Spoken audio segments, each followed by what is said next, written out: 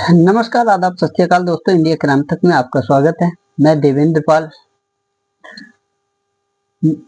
मध्य प्रदेश में मध्य प्रदेश के बैतूल जिले में एक पुलिस स्टेशन पड़ता है बुरदेई। बुरदेई के क्षेत्र में मदनी गांव में एक महिला 56 वर्ष की एक महिला खून से लथपथ मिलती है, जो कि उसके पास में बैठा बेटा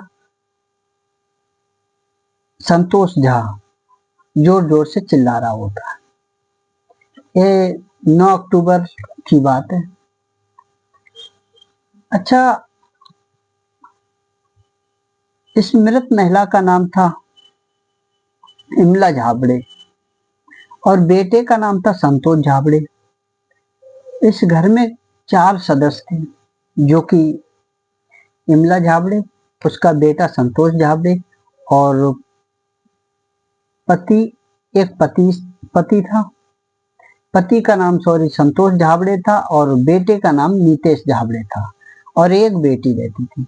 बेटी दिल्ली में रहकर CIFS की नौकरी करती थी।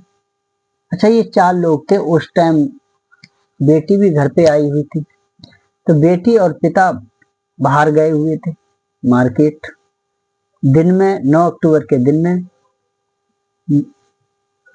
नीतेश झाबड़े और इमला झाबड़े दोनों घर पर ही थे।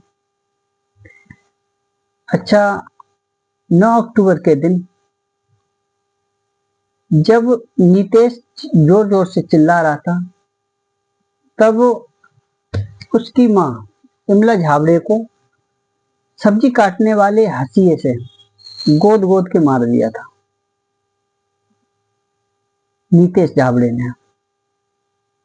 अच्छा, यह बात जब पता लगी, जब पुलिस ने पूरी गहराई से जांच की, तब पता लगी। फिलहाल में जब इमला झाबड़े घर में सब्जी काट रही थी, शाम का टाइम था, लगभग 4-5 बज रहे होंगे। शाम के समय पे सब्जी काट रही थी। जब सब्जी बैठे बैठे काट रही तो इमला झाबड़े ने अपने बेटे नीतेश झाबड़े को जोर से डांट दिया।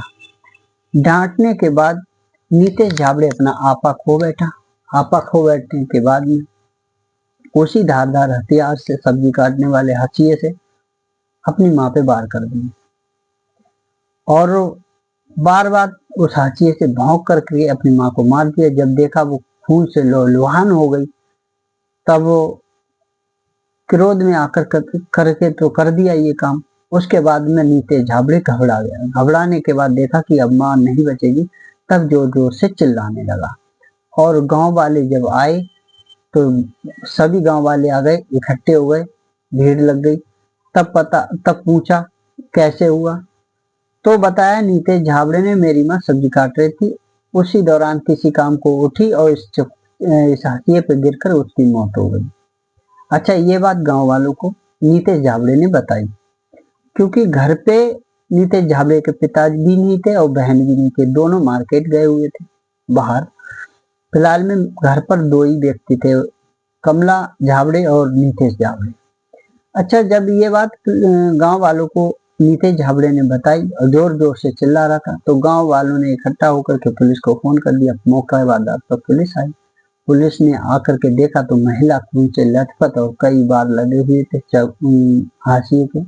हाशिए के कई गोद लगे हुए थे, जो कि तुरंत आनन फानन में पुलिस ने आकर के एम्बुलेंस बुलाई और इमला झाबड़े को नजदीकी अस्पताल में भेज दिया। बैतूल के नजदीकी अस्पताल में भेज दिया।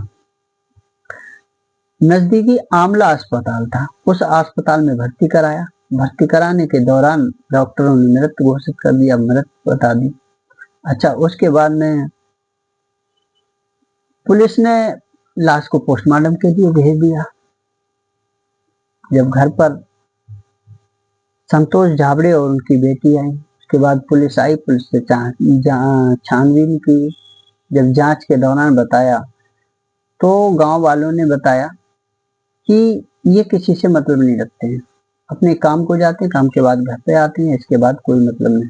बताते हैं कि नीतेश झाबड़े कोई ऐसा वैसा लड़का नहीं था गंवारू छाप। नीतेश झाबड़े ने भोपाल से B.Tech किया था। वो भी फर्स्ट में।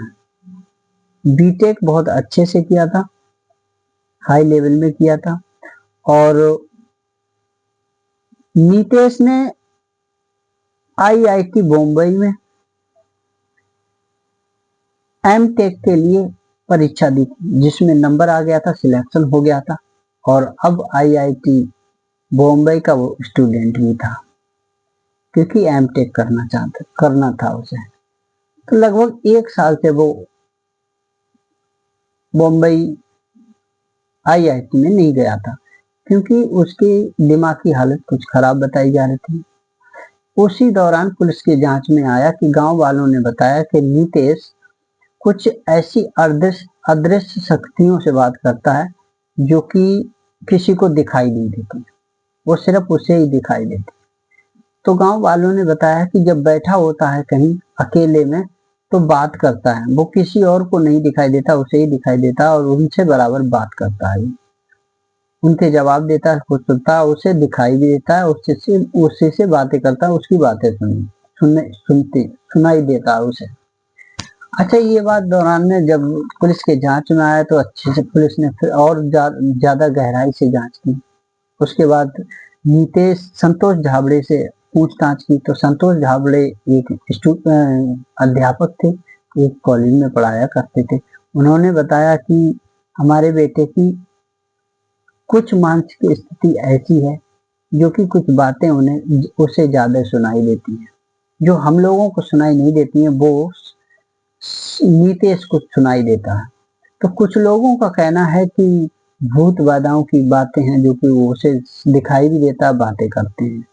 और कुछ लोगों का कहना है कि ये मानसिक बीमारी होती है, जिसकी वजह से ये कुछ ऐसी बातें सुनाई देती जो कि ना होने पर भी किसी को ये संभव कर सकते हैं, देख सकते हैं। इन्हें लगता है कि कोई है और मुझसे बातें कर रहा है, ऐसा। क्योंकि उसका नीतेश का एक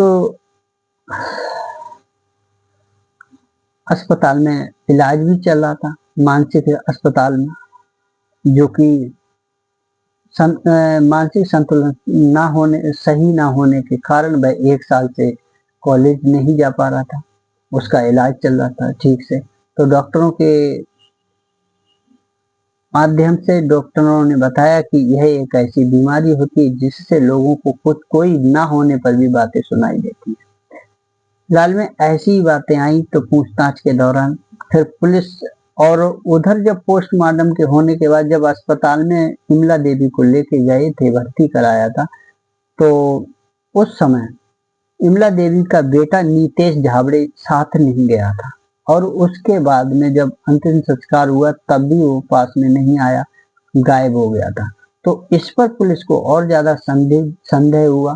तो संदेह होने के बाद नीतेश झाबड़े को पुलिस ने ढूंढने के दौरान पता लगा कि एक बाथरूम में बंद है, घर के बाथरूम में बंद हो गया था, अंदर से किवाड़ लगा दी थी। उसके बाद में पुलिस ने जाकर के, गांव वालों ने जब बताया कि इस बाथरूम में बंद है, तो पुलिस ने जाकर के उसने निकालने का प्रयास किया और बहला फुसला के बाहर निकाला। तो पूछने के दौरान नीतेश झाबड़े ने ये बात कबूल की कि हाँ, कि मैंने ही अपनी माँ को मारा है, क्योंकि मेरी माँ मुझ पे चिल्लाई थी। नीतेश झाबड़े ने यह कबूल किया कि माँ ने मुझे डांटा था, इतनी जोर से मुझे गुस्सा आया, वो गुस्सा काबू न होने के कारण मैंने उस हंसिये से वार कर करके अपनी माँ को मार दिया था। तो डॉक्टरों के फॉरेंसिक रिपोर्ट के द्वारा ये भी पता चला कि मृत्यु एक मतलब संदिग्ध हालत की मौत नहीं है, ये इस पे लाश पे और शरीर पे कई वार किए गए हैं, और इस तरह से मारा गया है, मारा गया है, जबकि एक हादसा नहीं है, ये मौत का हादसा नहीं है, इसे ब्लैंक मर्डर कहा जा सकता है कि इन्हें मारा गया है। तो फिलहाल में पोस्टमार्टम में यह आया कि ब्लैंक मर्डर है ये। और नीतेश झाबड़े ने यह भी स्वीकार करा कि गुस्से के कारण आपा खो बैठे, और आपा खो बैठने के कारण गुस्से के कारण अपनी माँ को मार दिया। और बताया जाता है कि नीतेश झाबड़े अपनी माँ से प्यार भी बहुत करता था, तो मार कैसे सकता है। लेकिन वह गुस्से में आपा खो बैठा, और आपा खोने के बाद में माँ पे वार कर दिए, और उससे विमला देवी की मौत हो गई। और फिलहाल में बेटी दिल्ली IFS में नौकरी करती थी, फिलहाल में घर पे थी। तो ये फोरेंसिक रिपोर्ट आने के बाद पुलिस ने नीतेश झा को गिरफ्तार कर लिया है, और फिलहाल में नीतेश झा ने आरोप भी स्वीकार कर लिया। तो फिलहाल में आज तक की कहानी यहीं तक, फिर मिलते हैं अगली कहानी के साथ। तब तक अपना और अपनों का ख्याल रखिए। जय हिंद, जय भारत।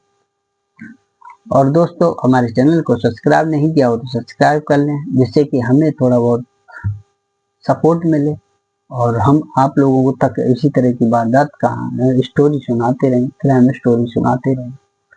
जय हिंद, जय भारत।